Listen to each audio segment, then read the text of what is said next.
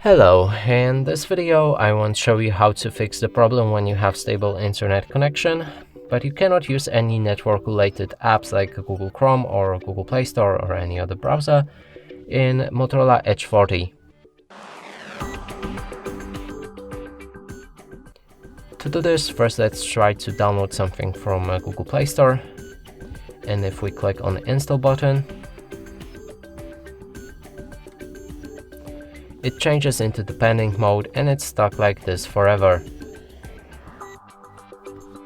Let's cancel it for now and move on to the browser, and right here, if we try to refresh any web page or try to reach a new one, we have this error.